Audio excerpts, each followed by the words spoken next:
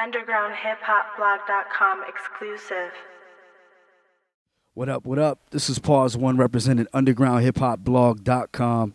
We're sitting here with none other than Skyzoo. What's up, bro? 1212, UndergroundHipHopBlog.com. You already know. So we're out here in L.A. Last night you rocked a set out here in Los Angeles.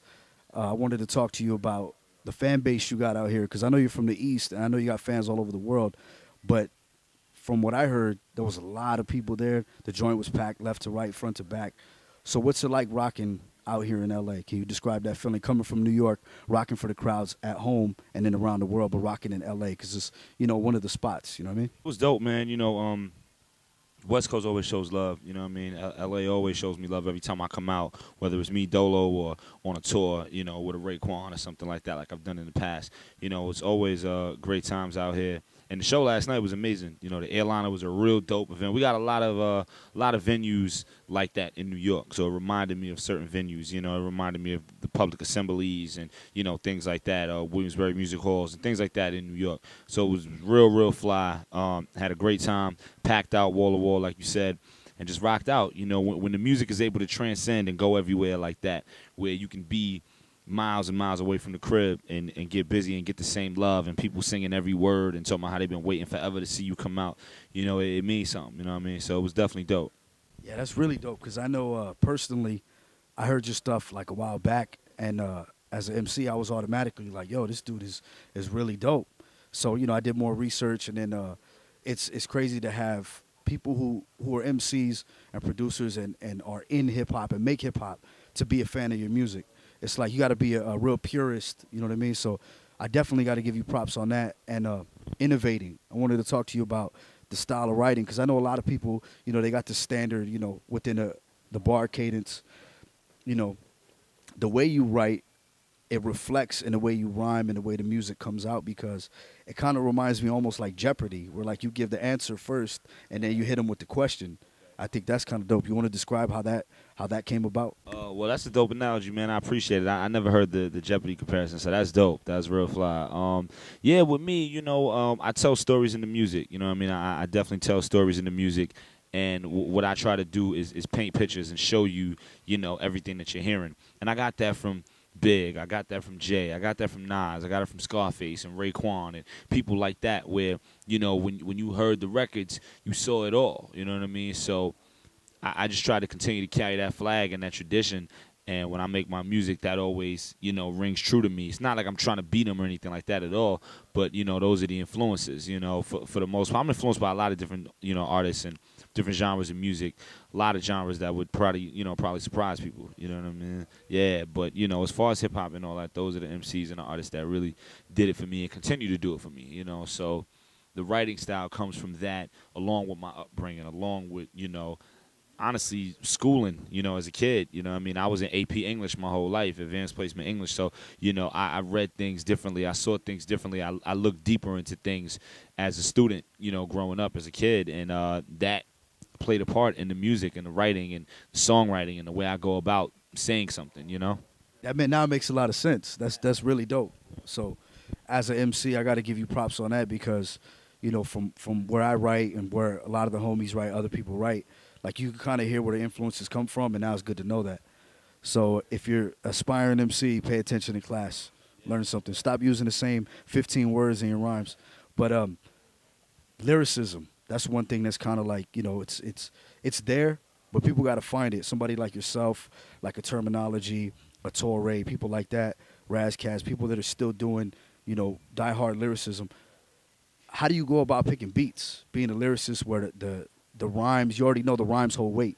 So how do you find production where your shit doesn't outweigh the beat or vice versa? How you go about the process of picking beats? Well, with me, I'm never scared of the beat outweighing me and what I say. You know what I mean? Because I know I'm going to do what I got to do regardless. But the way I pick beats, it starts with the drum. You know what I mean? It starts with the drums off top. Because with me, as much as I care about the rhymes and the lyricism and the writing, I care just as much about the flow and being in the pocket and weaving in and out of certain parts of the beat and not being stagnant. A lot of people, they can rhyme circles around whoever, but when they rap, it's You know what I mean? And it gets corny, it gets played, you know what I mean? But my thing is all about the flow and bouncing all in and out of the beat and never losing a step, never losing a breath. So, you know, when I pick beats for all the producers watching, it starts with the drum. You know, I look for the drums, I look for the pocket in the drums, the thump, it got a knock, you know, and then everything else is on top of it. And the beats tell me what to do. So when you hear records, you know, like any of the records on my new album, A Dream Deferred, you know, if you hear a record like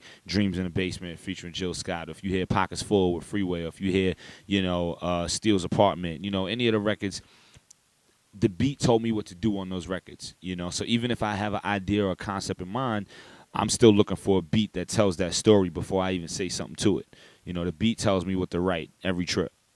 That's real dope. The Dream Deferred, that title is really dope. What is it that made you come up with a title like that? Well, with this album, you know, this is my sophomore album. It's the follow-up to The Salvation. A lot of people know The Salvation. All y'all watching at home, if you know it, appreciate it. Thank you, man. Thank you. Everybody calls it that. And with that, it was telling the stories of, you know, making these decisions and the temptation and which way to go and you know, all that. This album is the outcome of all that. It's like, okay, now you made your decision of whatever it is you're going to do and what you're going to face. Now what happens? And these are the repercussions and the things that happens, whether good or bad. You know, these are the things, these are the stories and the outcomes of all of those dreams and those aspirations and those decisions that you had to make. And what happens when you run towards something and you're going towards something and, you know, the closer you get to it, the more you realize it's not what you thought it would be and it's not what it seems, i.e. A Dream Deferred, you know. So, and it comes from the poem, comes from the Langston Hughes poem, A Dream Deferred. You know, clearly that's where the inspiration for it came from. But it just made sense with the stories that I wanted to tell, that the title fitted so perfectly, and I just ran with it. That's dope. I wanted to talk to you about how the process was like with the Spike Lee joint, because I know, you know, you wrote that, and then it kind of just grew organically. So I want you to describe the process from the you know, the idea, the conception, and then turning it into what it is now. With me, you know, off top, you know, all of my records start with the title. I come up with song titles before I hear a beat, before I, you know, write a bar. Yeah, I come up with song titles. So I'll pull out my phone and write down 15 song titles. You know, something will come to me one day, and I'll just add a title to the note page or whatever it is. I'll just add this one and add that, and before I know it, I got a whole slew of titles, and I'm like, yeah, that title is crazy. You know, I could be walking down the street and see something, and it makes me think of a title. You know, I could, you know, watch something on TV, and it'll make me think of a title. I'll flip something and turn it and twist it a little bit and think of a title. So with that, I thought of the title first, and it made so much sense, and I was like, yeah, that'll be a dope record just talking about that, you know, and I heard the beat. Producer, a tall black guy, did the beat. He's out of Detroit.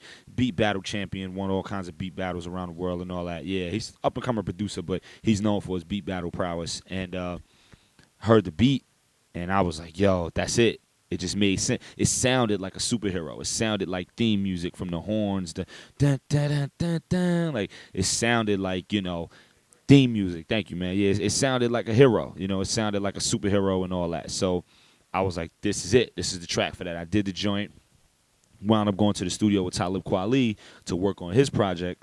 And, you know, he asked, you know, what I was working on, pulled out the flash drive, played him a couple joints off the album. And then I was like, yo, this next joint is called Spike Lee Was My Hero.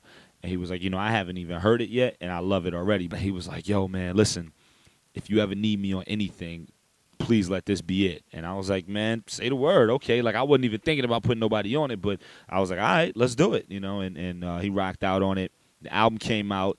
And when the album came out, Spike Lee's son, Shelton, actually, not Shelton, Jackson actually played the record for him. Spike Lee's son, Jackson, played the record for him or whatever. And, you know, his son is young, teenager and all that. So his ear is still to the street. His ear is still to the internet, you know, what's new and what's popping and all that. So, you know, he heard the record and he played it for him. Yo, Pops, Skyzoo did a record about you.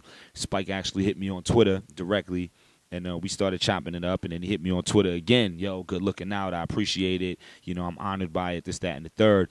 And once he hit me twice, 2 days in a row, I was like, I think we got something here. I think we on one. And got in touch with his peoples, and, you know, we put it together and made it happen. And, you know, shout to my man Jason, shout to my man Fuse over at 40 Acres and all that, who really was instrumental in helping that whole process get together.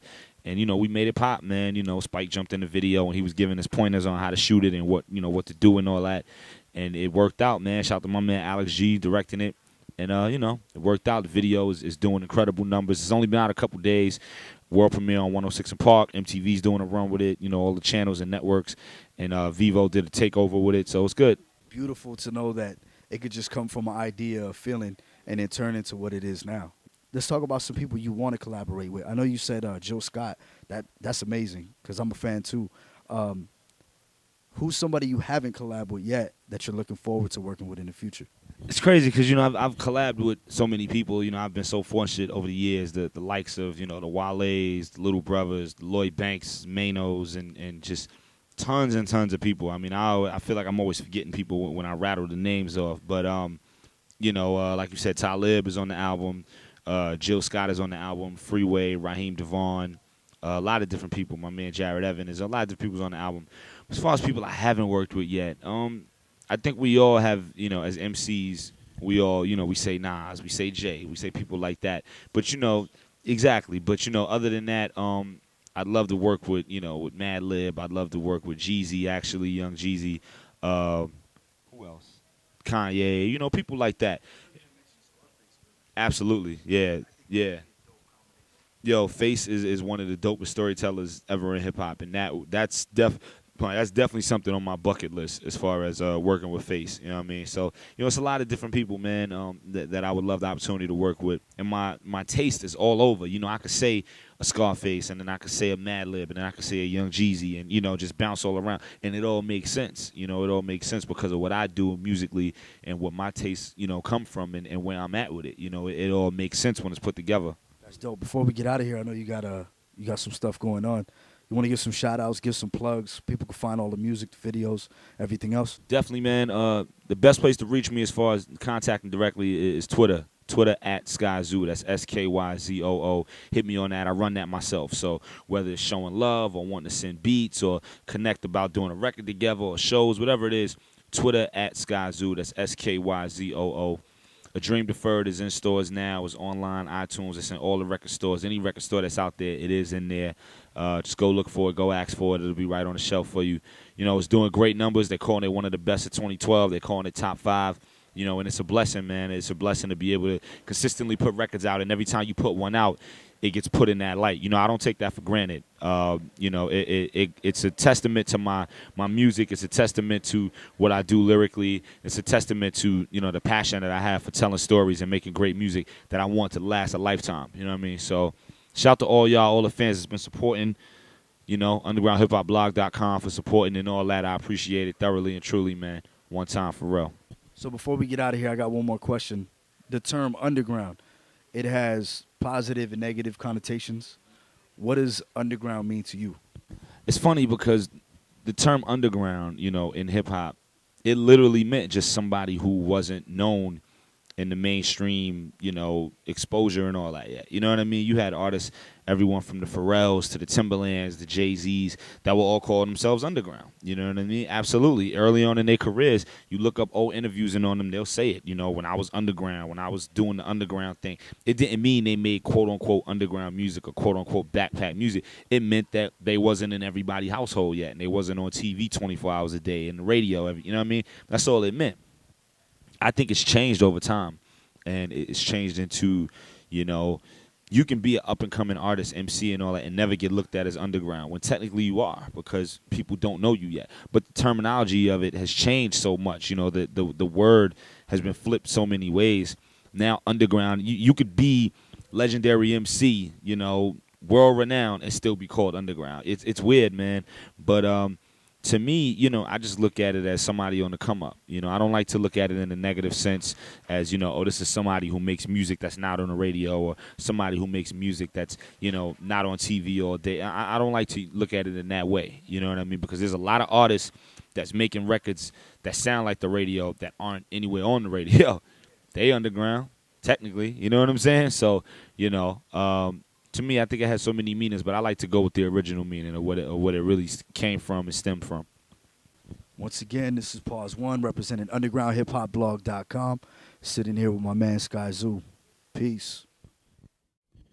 1 2 1 2. You already know what it is. This your man SKYZOO Skyzoo, live from the borough, and you're logged on, tuned in, undergroundhiphopblog.com.